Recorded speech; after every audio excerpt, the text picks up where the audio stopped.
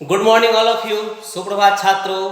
आज मैं पुनः आपको इस अपने नए वर्ग में नए वीडियो में आपके साथ हूँ, जिसमें कि पूर्व वर्ग के आधार पर पिछले वीडियो के आधार पर यह आज का वीडियो है।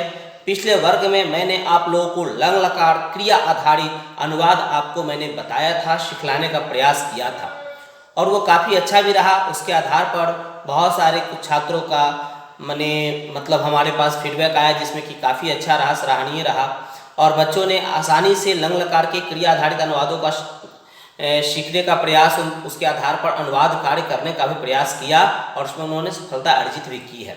उसी प्रकार आज छात्र मैं आप लोगों के लिए लंग लकार ही पढ़ाने जा रहा हूँ, यानी भूतकाल यानी पास्ट टेंस ही पढ़ाने जा रहा हूँ। लेकिन आज के वर्ग में अंतर है कि आज मैं आप लोगों को क्रिया आधारित नहीं बल्कि क्रिया जब वाक्य में न रहे, जब वाक्य के अंत में कोई क्रिया न रहे, लंग लकार में वह पढ़ता था, मैं जा रहा था, वह पढ़ा, वह घर गया, राम ने रावण को मारा, इन सारे वाक्यों में पढ़ा, पढ़ रहा था, मारा, गया, ये सब में क्रिया है। आज हम लोग वैसे वाक्यों का अध्ययन करेंगे लंग लकार में कि जहाँ पे वाक्य के अंत में क्रिया न रहे और क्रिया रहे तो क्रिया का रूप चलाते हैं, लेकिन जब क्रिया न रहे तो हम सहायक क्रिया का रूप चलाते हैं। और आज के वाक्य में हम लोग देखेंगे कि जो सहायक क्रिया था, थे, थी है, उसी पे आधारित हम लोग आज अनुवाद कार्य को समझेंगे। छात्रों, आज हम लोग पढ़ने जा रहे हैं लंग लकार में सहायक क्रिया आधारित अनुवाद कार्य। लंग लकार भूतकाल यानी सहायक क्रिया, था, थे, थी, यानी जब केवल वाक्य के क्रिया के अंत में कोई क्रिया न रहे, केवल था, थे, थी रहे, तो वैसे वाक्य को लंग लकार सहायक क्रिया का वाक्य समझेंगे। और जब क्रिया रहेगा तो क्रिया का वाक्य समझेंगे, उसमें क्रिया का रूप चलाएंगे, सहायक क्रिया का रूप कभी नहीं चलाएंगे। लेकिन जब वाक्य के अंत में कोई क्रिया न रहे, सहायक क्रिया केवल था, थे, थी लगा रहे, तो उस अवस्था में हम लोग सहायक क्रिया का रूप होता है लंग लकार में आसित, आस्ताम, आसन, आसिहि, आस्तम, आस्तम, आशम, आश्व, आस्मा। यानी इसका जो रूप चलाते हैं इसको हम लोग 2 से 3 बार पढ़ेंगे कि आसित, आस्ताम, आसन, आसिह, आस्तम, आस्त, आसम, आश्व, आश्म, जिसको मैंने बोर्ड पे दिया भी है आपके सामने कि यहाँ पर छात्रों ने दिया है लंग लकार भूतकाल सहायक क्रिया रूप। जब वाक्य के अंत में केवल सहायक क्रिया था, थे, थी रहे, मैंने यहाँ पर नोट कर दिया है ताकि आप लोग गड़बड़ाए नहीं, कि जब वाक्य के अंत में केवल का मतलब क्रिया न रहे, केवल था, थे, थी रहे, तभी हम लंग लकार भूतकाल सहायक क्रिया का रूप चलाएंगे। सेकंड में लिखा है अर्थात वाक्य के अंत में क्रिया का न होना है, अर्थात वाक्य के अंत में कोई क्रिया नहीं रहे तभी इसकी उपयोगिता है। जैसे वह छात्र था, तो देखिए वह संज्ञा है, सर्वनाम है, छात्र संज्ञा है और था उसके साथ सहायक क्रिया लगा हुआ है। तुम सब कहाँ थे, तुम सब देखिए सर्वनाम है, कहाँ जो है अव्यय है और थे जो है सहायक क्रिया है। राम वर्ग में नहीं था, राम संज्ञा है, वर्ग भी संज्ञा है, में लगा हुआ है, नहीं अव्यय है और था लगा हुआ है।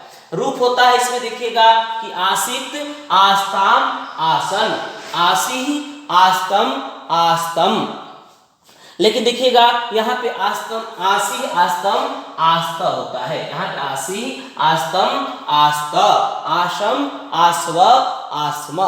ध्यान दीजिएगा लंग लकार का रूप 1 से 2 बार यदि पढ़िएगा कि आसित, आस्ताम, आसन, आसिहि, आस्तम, आस्त, आशम, आश्व, आस्म, तो आपको आसानी से याद हो जाएगी। इसी के आधार पर हम देखेंगे कि कैसे हम लोग कारक को मिलाकर और अव्यय को मिलाकर इस पर हम अनुवाद कार्य करते हैं, देखेंगे।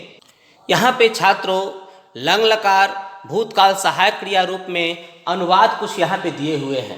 पिछले वर्ग की तरह मैंने यहाँ पे लिखा है कि सह वह आसित, तो वे दोनों आस्ताम, ते वे सब आसन, त्वम तुम आसिहि, युवाम तुम दोनों आस्तम, यूयम तुम सब आस्त, अहम मैं आसम, अवाम हम दोनों, अवाम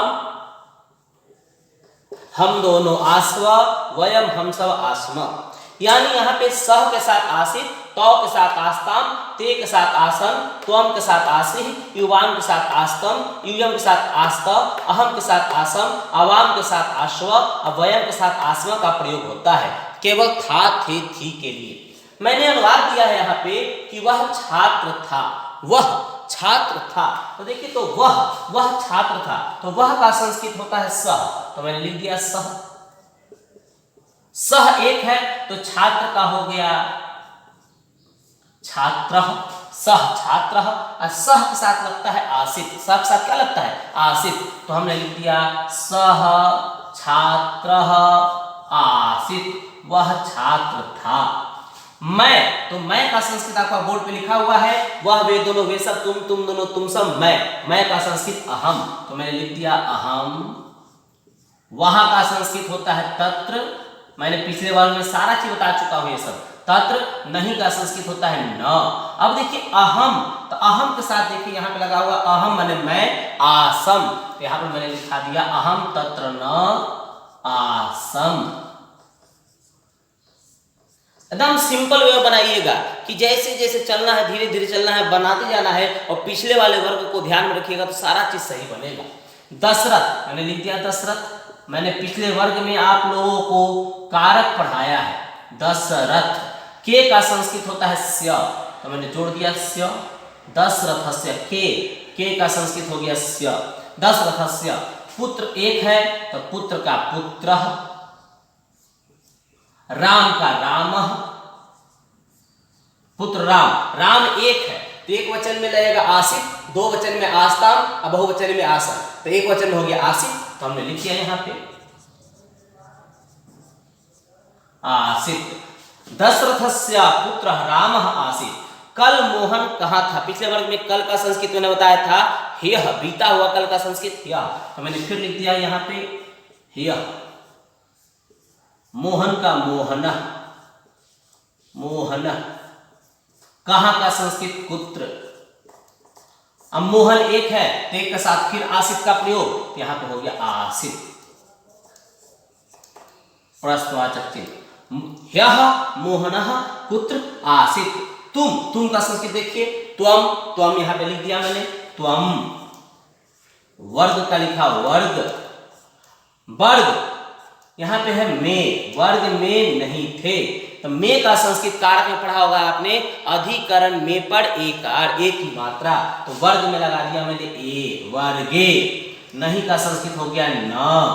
अथे यानी तुम के साथ देखिए लगता है त्वम के साथ क्या आसी, त्वम वर्गे न आसी। इस तरह से हम लोग लंग लकार सहायक क्रिया के अनुवाद को बनाते हैं कि वह छात्र था, सह छात्र आसीत, मैं वहां नहीं था, अहम तत्र नासम, दशरथ के पुत्र राम थे, दशरथस्य पुत्र राम आसीत। कल मोहन कहाँ था?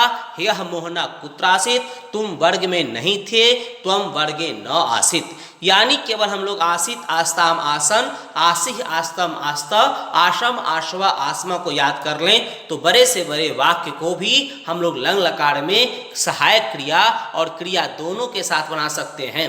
लेकिन आज का वर्ग केवल सहायक क्रिया का है, तो इसी तरह से आप लोग भी छात्रों, मैंने जिस तरह से 5 वाक्य आपको यहाँ पे बनाने के लिए दिया, उसी प्रकार से आप लोग इसी आधार को लेकर 10-15 वाक्य खुद से निर्माण कर करके बनावेंगे तो सही रूप से लंग लकार सहायक क्रिया रूप आपको समझ में आ जाएगा। धन्यवाद।